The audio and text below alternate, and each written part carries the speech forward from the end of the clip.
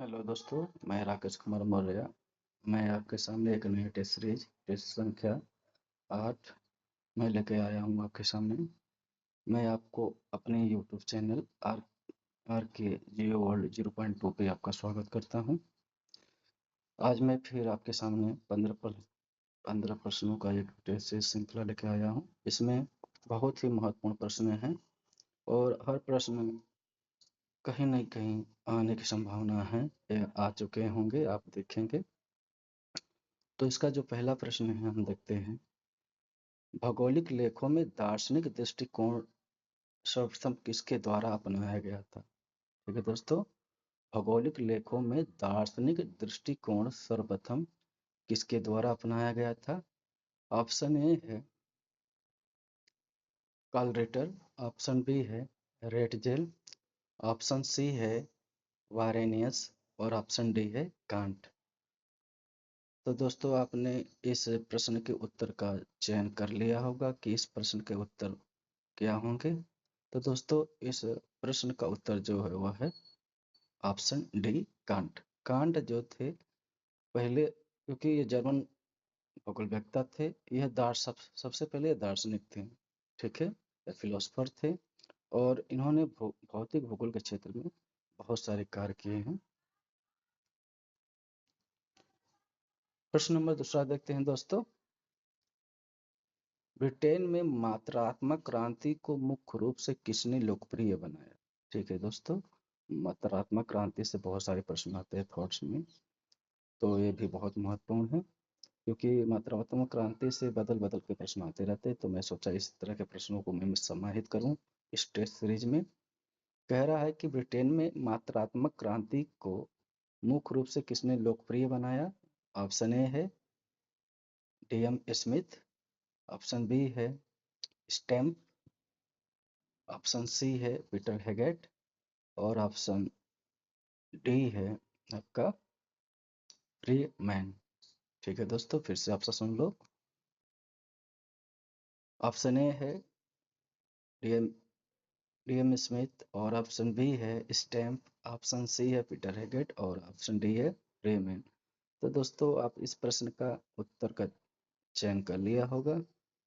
वो जो ऑप्शन सही है, ऑप्शन सी पीटर हेगेट। पीटर हेगेट थे जो मुख्य रूप से, अगर बात करें मात्रात्मक क्रांति की, तो मात्रात्मक क्रांति की शुरुआत अमेरिका से होती है और अमेरिका से यह यूरोप में पहुंचती है और यूरोप में सबसे ज़्यादा जो लोग प्रभावित होते हैं वो ब्रिटेन में होते हैं। यहाँ पे पीटर हेगेट प्रमुख रूप से जाने जाते हैं मात्रात्मक क्रांति के रूप में। इन्हें बहुत सारे मॉडल दिए, अपने मॉडल में सांख्यिकी विधियों को अपनाया है। इसमें आप देख सकते हैं इकोनॉमिक सोशियो मॉडल, ये प्रमुख रूप से है, देखा जाता है इनके इसमें।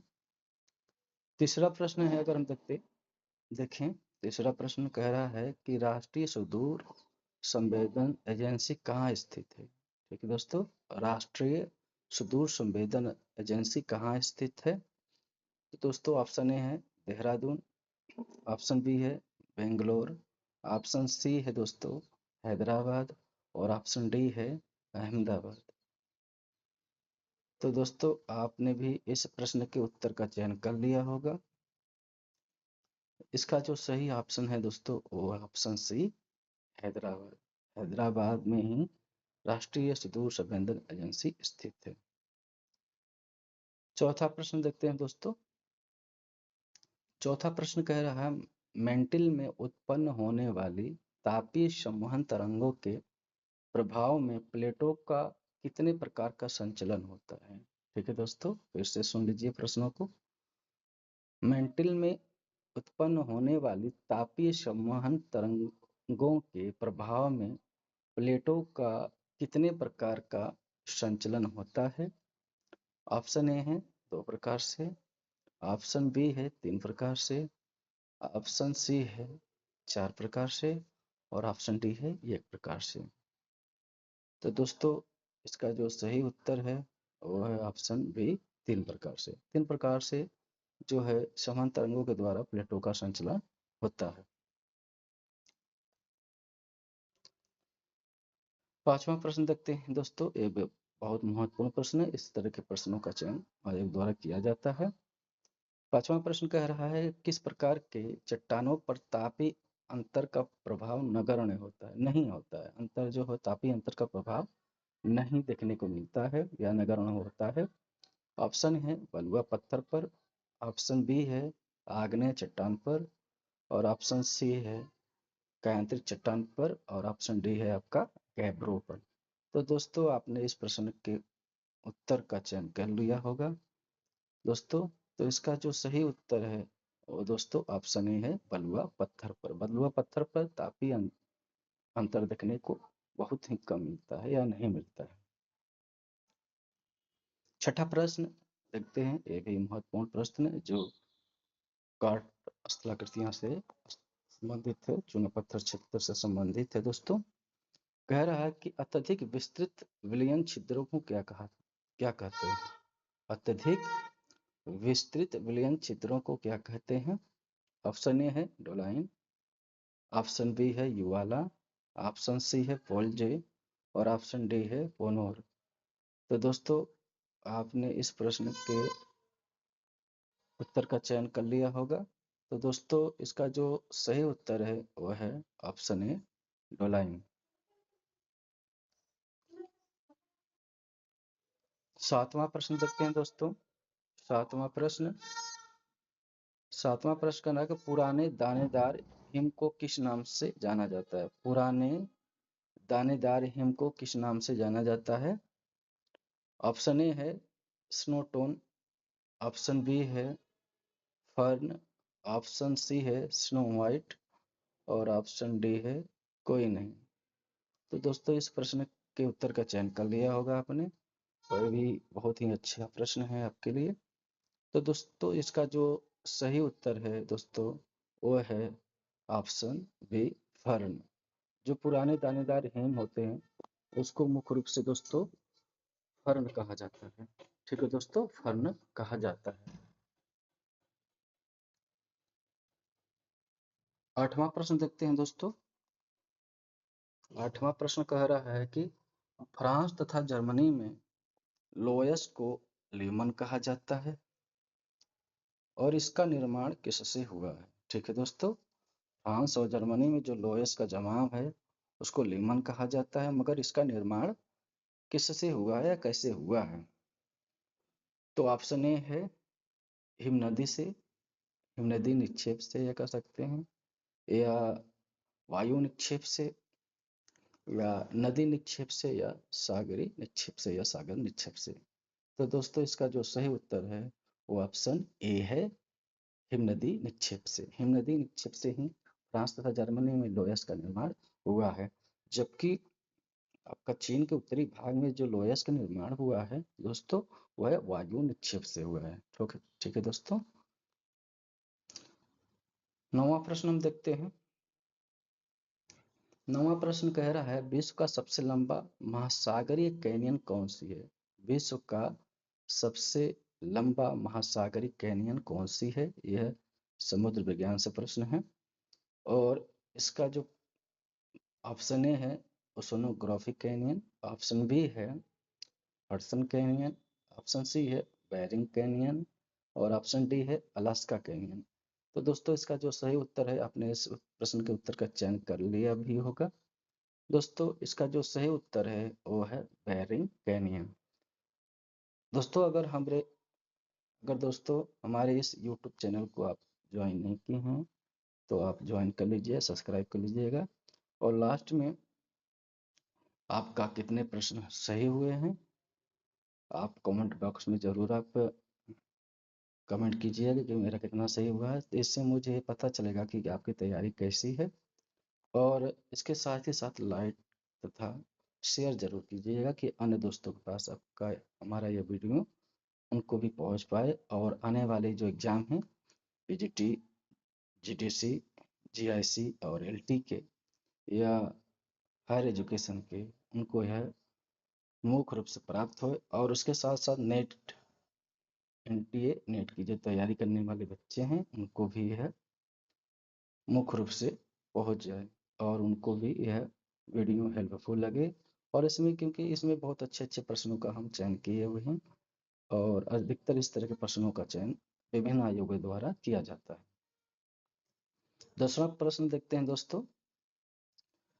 10वां प्रश्न कह रहा है कि इंट्रोडक्शन टू जियोमॉर्फोलॉजी पुस्तक किसकी है। ठीक है दोस्तों, इंट्रोडक्शन टू जियोमॉर्फोलॉजी जो पुस्तक किसकी है। ऑप्शन ए है AF पिट्टी, ऑप्शन बी है WV थानवरी, DW थानवरी, और सी है LC किंग, और डी है वाल्टर पेंक या W पेंक। तो दोस्तों आपने इस प्रश्न के उत्तर का चयन कर लिया होगा, और इसका जो सही उत्तर है दोस्तों वो है ऑप्शन ए AF पिट्टी। अगला प्रश्न देखते हैं दोस्तों। 11वां प्रश्न, किसने राजनीतिक भूगोल में भूसामरिक परिमंडल और भू राजनीतिक क्षेत्र संकल्पना का प्रतिपादन किया है। ठीक है दोस्तों, किसने राजनीतिक भूगोल में भूसामरिक परिमंडल और भू राजनीतिक क्षेत्र संकल्पना का प्रतिपादन किया है। ऑप्शन ए है कोहेन, ऑप्शन बी है पाउंड्स, ऑप्शन सी है फेयरग्रीव, और ऑप्शन डी है हाउसहोफर। तो दोस्तों इस प्रश्न का उत्तर का चयन कर लिया होगा आपने। दोस्तों इसका जो सही उत्तर है वो है ऑप्शन ए कोहेन। कोहेन ने भूसामरिक परिमंडल तथा भू राजनीतिक क्षेत्र संकल्पना का प्रतिपादन किया भू राजनीतिक क्षेत्र में।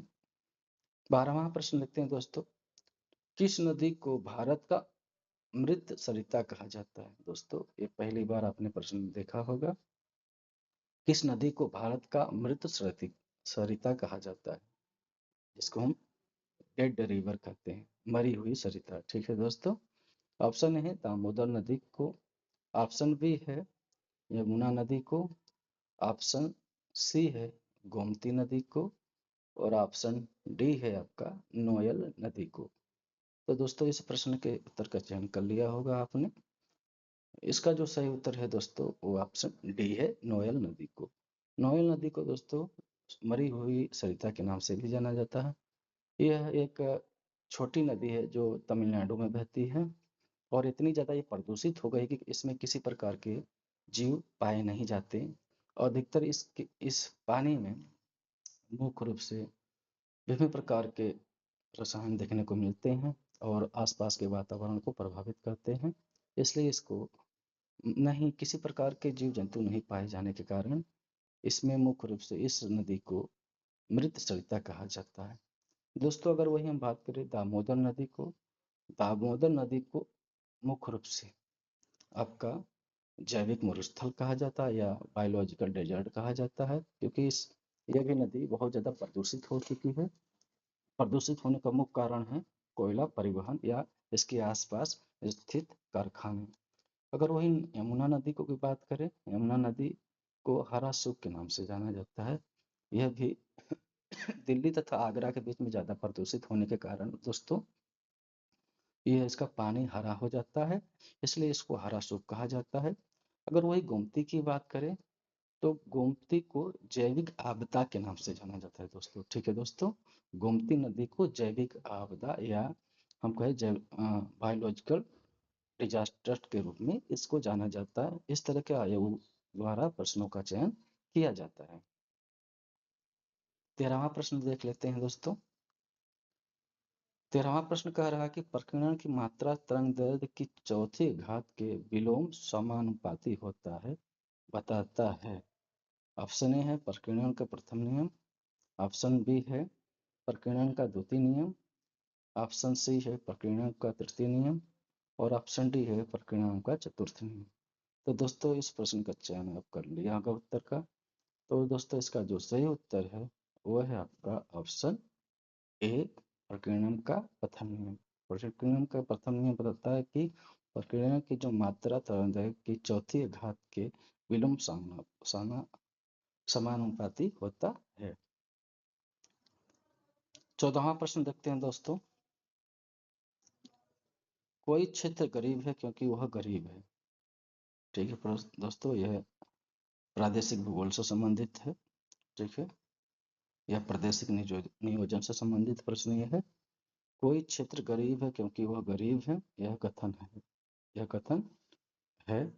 ऑप्शन ए है सीसी कार्टर, ऑप्शन बी है गुनार मिल्डर, ऑप्शन सी है फ्रीडमैन और ऑप्शन दोस्तों यहाँ पे डबल सी हो गया है, तो इसको करेक्शन कर लेना है। ऑप्शन में जो लास्ट है उसको डी कर लेना है। ऑप्शन डी जो है आपका दोस्तों वो है आपका फ्रीमैन। ठीक है दोस्तों, तो आपने इस प्रश्न का चयन कर लिया होगा। इस तरह के प्रश्नों का चयन नेट द्वारा या हायर एजुकेशन द्वारा कर लिया गया है। इस प्रश्न का जो सही उत्तर है दोस्तों वो है option B Gulnar medal. Gulnar medal ने कहा था कोई क्षेत्र गरीब है तो उसका मुख्य कारण उसकी गरीबी है। ठीक है दोस्तों, 15वां प्रश्न देखते हैं इस टेस्ट सीरीज का। आठ टेस्ट संख्या 8 का 15वां प्रश्न जो इसका अंतिम प्रश्न है, बहुत ही महत्वपूर्ण प्रश्न है। इस तरह के प्रश्नों का चयन अभी आयोग द्वारा नहीं किया गया है। भारत में बाढ़ प्रभावित क्षेत्रों को कितने मंडलों में विभक्त किया गया है? ठीक है दोस्तों, भारत में बाढ़ प्रभावित क्षेत्रों को कितने मंडलों में विभक्त किया गया है? ऑप्शन ए है दोस्तों 3 मंडलों में, ऑप्शन बी है 4 मंडलों में, ऑप्शन सी है दोस्तों 5 मंडलों में और ऑप्शन डी है 6 मंडलों में। तो दोस्तों इसका जो सही उत्तर है, आपने इस प्रश्न के उत्तर का चयन भी कर लिया होगा। इसका जो सही उत्तर है वो है 3 मंडलों में। भारत में मुख्य रूप से बाढ़ प्रभावित जो क्षेत्र है उसको 3 मंडलों में बांटा गया है। तो दोस्तों इस टेस्ट सीरीज का यही समाप्ति होता है और आप ज़रूर हमारे इस चैनल को अगर ज्वाइन नहीं किए हैं तो ज्वाइन कर लीजिएगा। शेयर, सब्सक्राइब तथा कमेंट ज़रूर कीजिएगा और आगे भी मैं आपको इसी तरह से नवा टेस्ट सीरीज लेके आऊँगा। उसमें भी इसी तरह से 15 प्रश्नों का आपको टेस्ट सीरीज में क्लास देखने को मिलेगा। उसमें भी इसी तरह के बेहतरीन प्रश्नों का समायोजन हम करेंगे और आशा करता हूँ कि इस तरह से हमारे टेस्ट सीरीज से आपको ज़रूर फायदा होगा और आने वाले समय में जो एग्ज़ाम है, चाहे वो नेट का हो, चाहे हायर एजुकेशन का हो, चाहे टीजीटी पीजीटी हो, उसमें आपको ज़रूर फायदा मिलेगा। ठीक है दोस्तों, धन्यवाद दोस्तों।